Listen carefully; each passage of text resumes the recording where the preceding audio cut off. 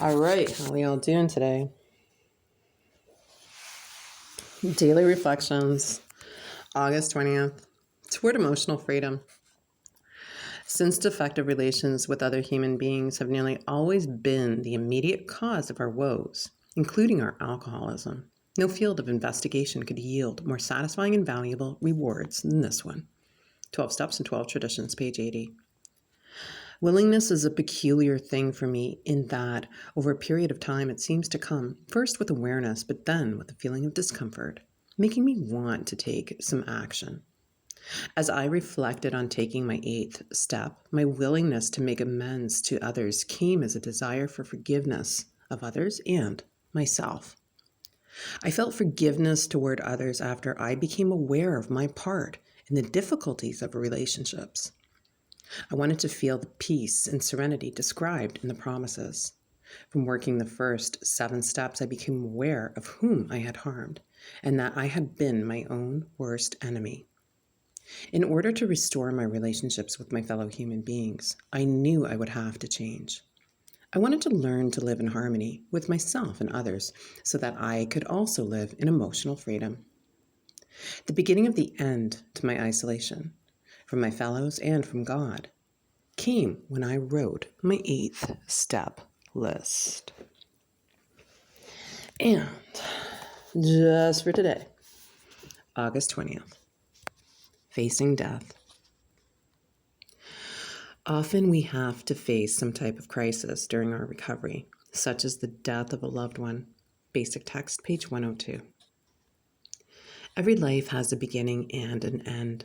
However, when someone we love a great deal reaches the end of their life, we may have a hard time accepting their sudden, final absence.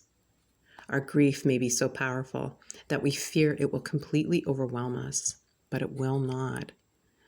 Our sorrow may hurt more than anything we can remember, but it will pass. We need not run from the emotions that may arise from the death of a loved one. Death and grieving are parts of the fullness of living life on life's terms. By allowing ourselves the freedom to experience these things, we partake more deeply of both our recovery and our human nature. Sometimes the reality of another's death makes our own mortality that much more pronounced. We reevaluate our priorities, appreciating the loved ones still with us all the more. Our life and our life with them will not go on forever. We want to make the most of what's most important while it lasts. We might find that the death of someone we love helps strengthen our conscious contact with our higher power. If we remember that we can always turn to that source of strength when we are troubled, we will be able to stay focused on it no matter what may be going on around us. Just for today, I will accept the loss of a loved one and turn to my higher power for the strength to accept my feelings. I will make the most of my love for those in my life today. And with that, I want to say thank you so much for joining me today. You have a wonderful morning, afternoon, evening, whatever time zone you're tuning in from. And also with that, I'm going to encourage you to like and subscribe if you want more content from this channel, and encourage you to check out links posted in the description box below to non-emergency numbers to essential services, treatment centers, treatment options, speaker tapes, podcasts, programs, other programs, apps, and of course my mixtape, all up in there.